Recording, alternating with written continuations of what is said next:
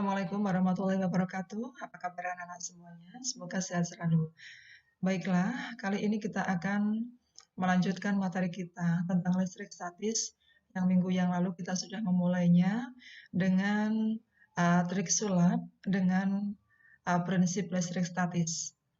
Ya, kemarin baru kita informasikan tentang video-video sulapnya, tetapi untuk penjelasannya rupanya anak-anak banyak yang belum memahami karena saya lihat dari Google Form-nya itu ternyata anak-anak sebagian besar sudah mampu untuk melaksanakan praktikumnya, namun belum mampu untuk menjelaskan mengapa alasannya, kok bisa terjadi seperti itu.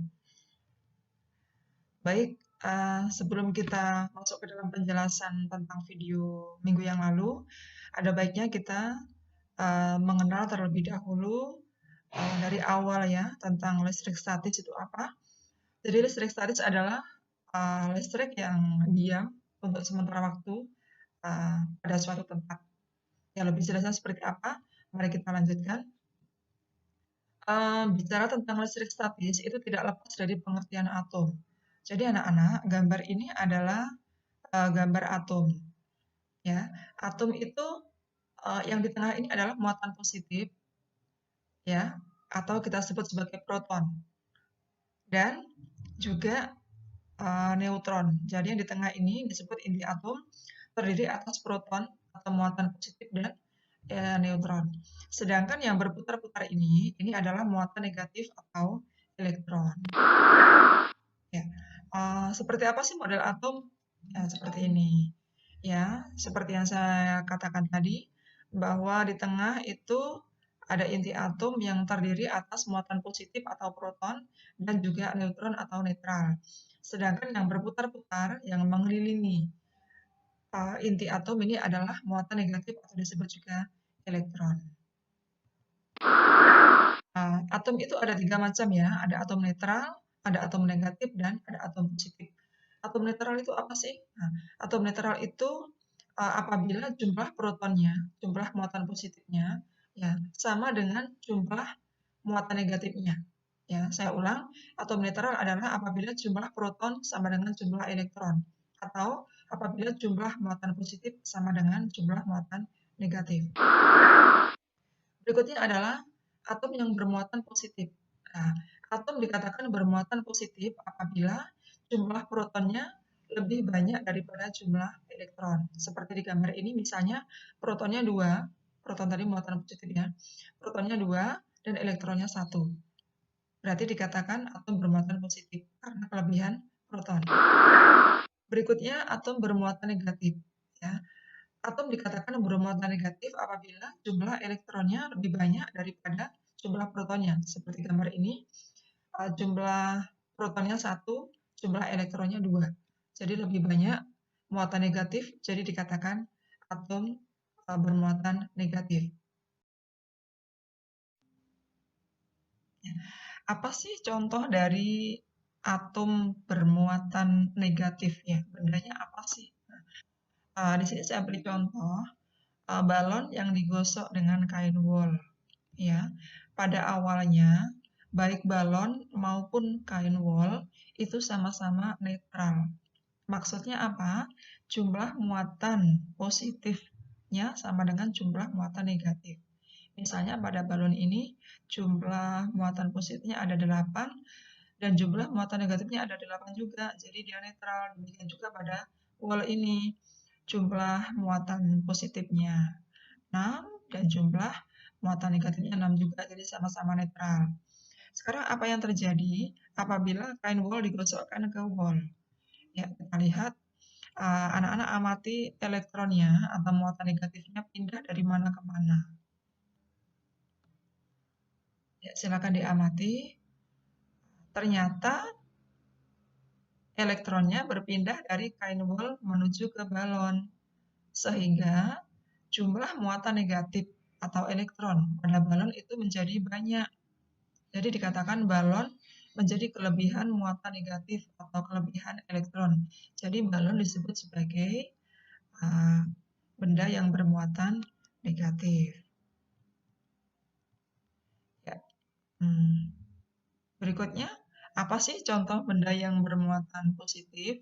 Di sini saya berikan contoh kaca yang digosok di kain sutra. Ya, semula kain sutra netral dan kaca juga netral. Namun setelah kain sutra digosok ke kaca, yang terjadi adalah elektron dari kaca, muatan negatif dari kaca, berpindah ke kain sutra. Sehingga yang terjadi adalah kaca menjadi kelebihan proton atau kaca menjadi kelebihan muatan positif sehingga dikatakan kaca menjadi benda yang bermuatan positif.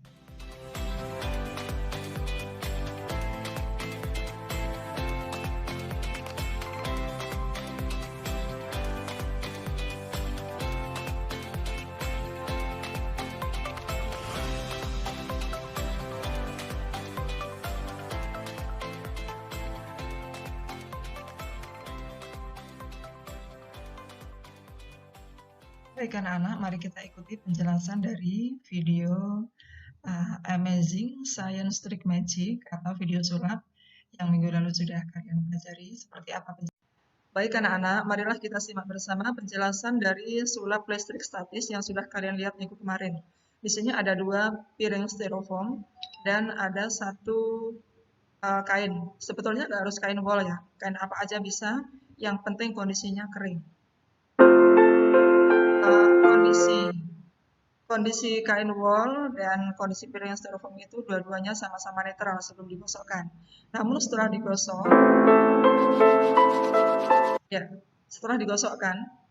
setelah kain wol digosokkan ke piring styrofoam, yang terjadi adalah muatan negatif atau elektron dari kain wol berpindah ke piring styrofoam. Sehingga piring styrofoam kondisinya sekarang kelebihan elektron. Sehingga piring styrofoam dikatakan sebagai benda yang bermuatan negatif. Apabila kedua piring styrofoam itu sudah dalam kondisi sudah tergosok semuanya dan didekatkan, maka yang terjadi adalah dia bendal, saling tolak. Mengapa saling tolak? Karena sama-sama bermuatan negatif. Piring styrofoam ini bermuatan negatif, piring styrofoam yang atas juga bermuatan negatif. Sehingga negatif didekatkan dengan negatif, reaksinya akan tolak.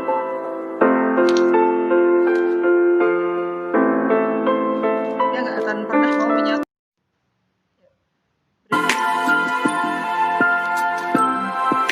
Disebutkan ke kain wol, berarti dia menjadi bermuatan negatif. Dan ini ada plastik kresek gitu ya, yang sudah digosok juga di baju. Ya, maka ini muatan negatif, ini juga muatan negatif, sama-sama negatif, berarti hasilnya akan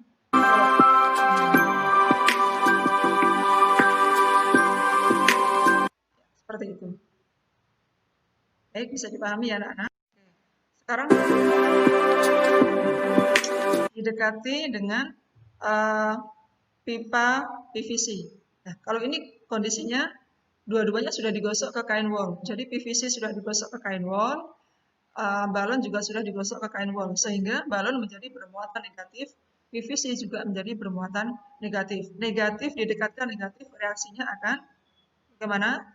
Reaksinya akan tolak, tidak mau menyatu. Demikian juga ya, kalau didekati dengan ada 2 balon didekati dengan pipa PVC, ya, semuanya akan menolak. Ini negatif dengan negatif tolak, ini negatif dengan negatif tolak.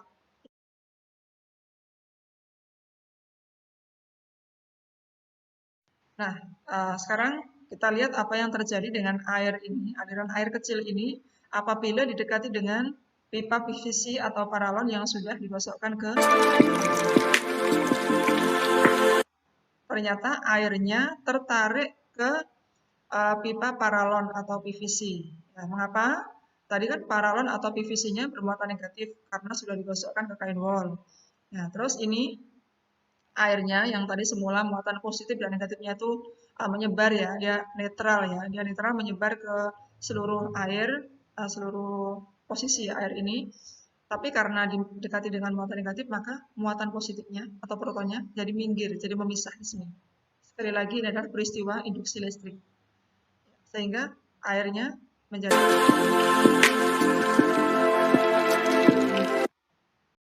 selanjutnya adalah pipa PVC atau paralon itu ya.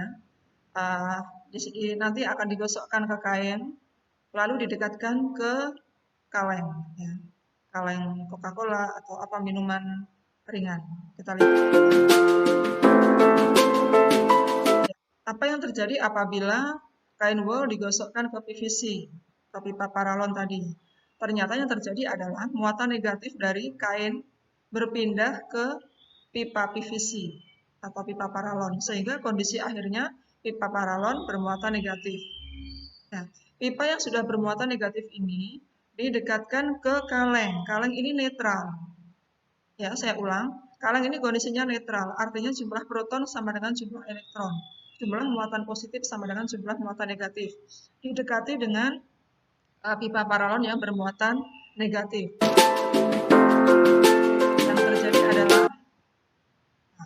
Yang terjadi adalah kalengnya ngikut atau tertarik ke pipa PVC. Ya, oke, kita ulang sebentar. Oke, mengapa bisa seperti itu? Karena begini, peristiwa ini namanya induksi listrik. Ya.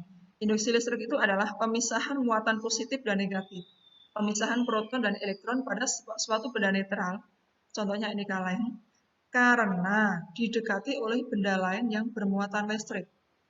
Nah, ini tadi, kaleng ini kan netral, jumlah proton sama dengan jumlah elektronnya, lalu didekati dengan pipa yang bermuatan negatif. Apa yang terjadi dengan kaleng? Yang terjadi adalah muatan positifnya jadi terpisah. Jadi terpisah minggir ke pinggir sini. Terus muatan negatifnya menjauh ke sini. Kan semula itu menyebar ya, menyebar. Tapi ini muatan negatifnya menjadi minggir. Kenapa? Karena ditarik oleh muatan negatif dari pipa paralon.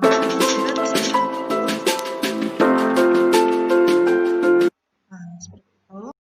Nah, sekarang ada gelembung sabun.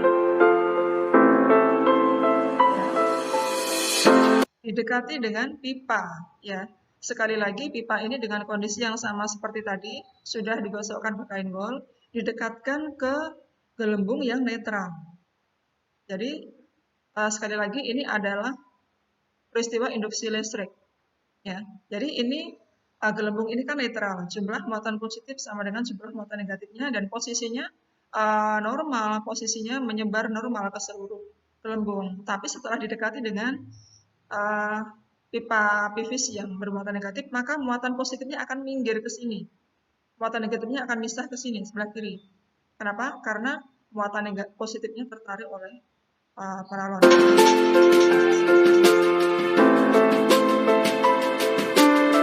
Seperti ini.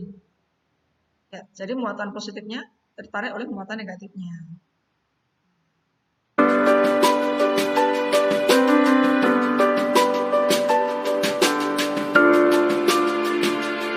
Seperti ini ya. Sekarang bagaimana kalau gelembungnya jumlahnya 2? Nah, kalau gelembungnya jumlahnya 2, nah, yang ini mengalami pemisahan atau induksi, gelembung yang ini juga mengalami induksi, sehingga muatan positifnya minggir ke sini, muatan positifnya minggir ke sini, ya. Dan muatan positif ini akan tertarik oleh elektron yang ada di PVC. Muatan positif ini juga akan tertarik ke muatan elektron pada PVC, sehingga yang terjadi ini saling